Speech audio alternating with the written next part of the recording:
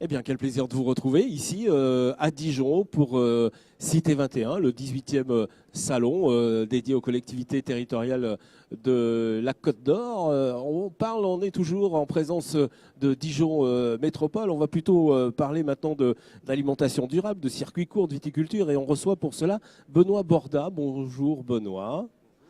Ah, le micro est peut-être pas allumé. Hop, voilà. Voilà, nous sommes en direct. On recommence, bonjour. Voilà, Benoît Borda, vous êtes élu à Dijon Métropole, hein, c'est ça? Effectivement, je suis élu à Dijon Métropole depuis 2008 en charge du dossier agriculture périurbaine.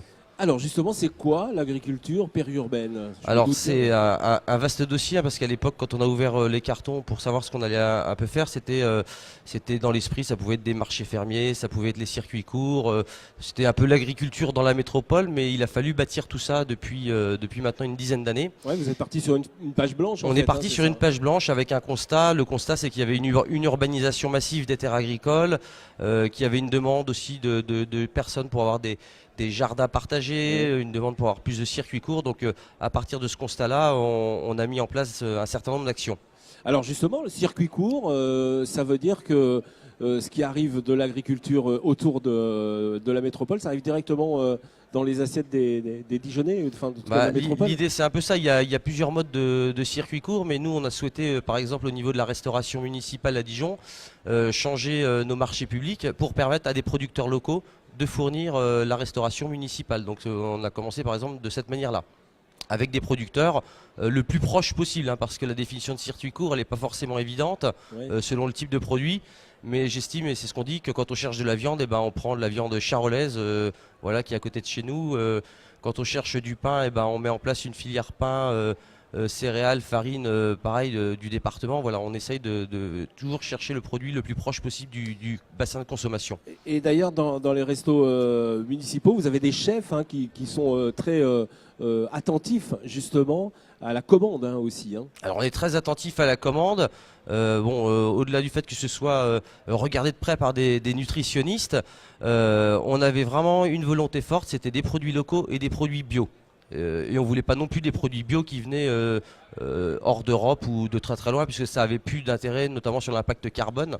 Aujourd'hui, on a dépassé les 20% de produits bio hein, dans la restauration municipale. On fait figure d'exemple maintenant au niveau national. Hein. Alors on parle de cantines, on parle de restauration municipaux, mais la viticulture fait partie aussi, et là vous avez une action assez remarquable, c'est que vous rachetez des vignes. Oui, alors en 2013 il s'est passé quelque chose d'assez extraordinaire.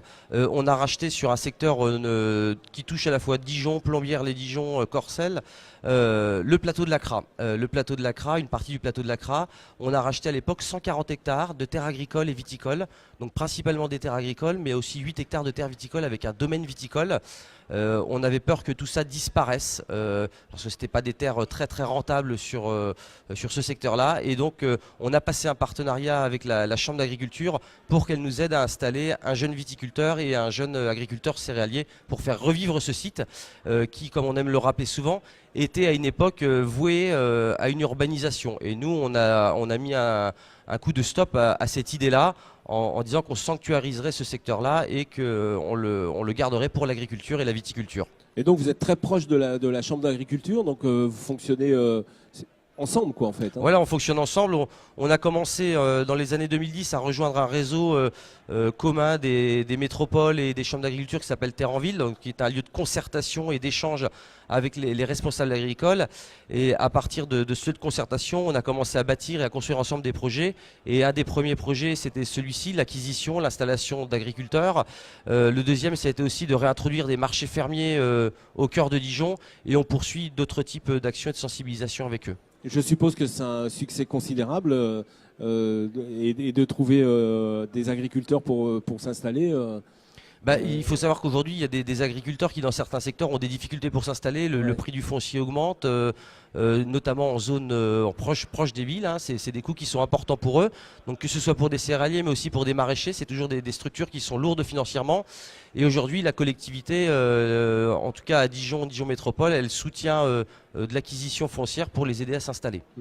Alors, l'alimentation durable, on va arriver au cœur de ce sujet. Et puis, alors surtout, Qu'est-ce qui va se passer demain? Comment vous voyez-vous l'avenir de cette alimentation durable? Alors aujourd'hui, nous on a fait un diagnostic, hein, on a recensé un peu qu'est-ce qui pouvait être consommé sur la métropole par rapport aux produits qui sont produits localement, et en fait on se rend compte qu'il n'y a que 1 à 2% de produits qui sont produits et consommés localement. Donc c'est un phénomène qui est typique à peu près sur tout le pays.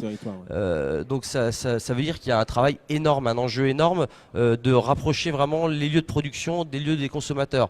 On a aujourd'hui une métropole de 260 000 habitants. Il faut que ces 260 000 habitants consomment des produits qui viennent d'à côté. Et on a la chance d'avoir un département qui a à peu près toutes les productions possibles. On a de la viande, on a du lait. C'est ce que j'allais vous dire. Voilà. Vous avez recensé toute cette production, justement? On a commencé à recenser par grands chiffres toutes ces productions-là. Et maintenant, on est en train, via un projet sur lequel on a postulé, hein, sur un appel à projet de l'État, TIGA, Territoire d'innovation et de grande ambition. On a été retenu au début de l'année 2018 parmi 24 lauréats sur ces projets innovants. Alors on attendait une réponse là à la fin de l'année pour avoir des financements supplémentaires. La réponse a été décalée de 6 mois, donc on reste vigilant. Ouais. Mais l'objectif c'est de faire de Dijon Métropole un exemple de système alimentaire durable d'ici 2030. Alors ça veut dire grosso modo enclencher l'autosuffisance alimentaire et deuxièmement avoir un modèle de production durable et écologique en créant une nouvelle certification agroécologique en partenariat avec l'INRA. Est-ce que vous pensez aussi justement ces jardins de ville, hein, je dirais, je pense que les citoyens de plus en plus veulent produire leurs tomates ou quoi que ce soit. Est-ce que ça fait partie du projet justement? Oui, voilà, il y a plusieurs types d'actions. Donc il y a les premières actions que j'ai citées. Donc vraiment en fait, on a 2 périmètres de travail. Il y a le périmètre à l'échelle de la métropole. Oui. Qui est le périmètre sur lequel on peut vraiment agir tout de suite directement. C'est de l'acquisition de terrains agricoles, mais c'est aussi de l'aide à créer des nouveaux jardins partagés, voilà. des nouveaux jardins familiaux. C'est protéger la biodiversité, installer des ruches. Ça, c'est une série de mesures qu'on peut nous prendre tout de suite et qu'on fait tous les ans. Et puis il y a le deuxième périmètre de travail et qui est ces circuits courts et d'aller chercher les produits et les productions au plus proche. Très bien, c'est très intéressant Benoît. Je pense que vous pouvez vous adresser à la métropole et en tout cas contacter Benoît Borda et votre équipe. Je suppose que vous avez des techniciens sur... On a des techniciens, on a des nouveaux techniciens qui ont été recrutés parce que pour nous c'est un travail en gros d'une dizaine d'années maintenant qui engage tout le monde et ça va des producteurs jusqu'aux consommateurs. Donc on met en place vraiment une batterie importante pour développer cet arsenal. Alors vous pouvez venir évidemment sur Cité 21 pour partager et puis connaître et approfondir. Ils ont un magnifique stand, vous ne pouvez pas les rater. Et puis évidemment prendre rendez-vous et aller sur Internet pour justement connaître et aller en profondeur. Merci Benoît Borda d'être venu sur le plateau. Vous pouvez voir et revoir cette interview sur la page Facebook et puis surtout la partager. Et puis on se retrouve dans quelques instants avec d'autres invités ici sur le plateau web de Cité 21.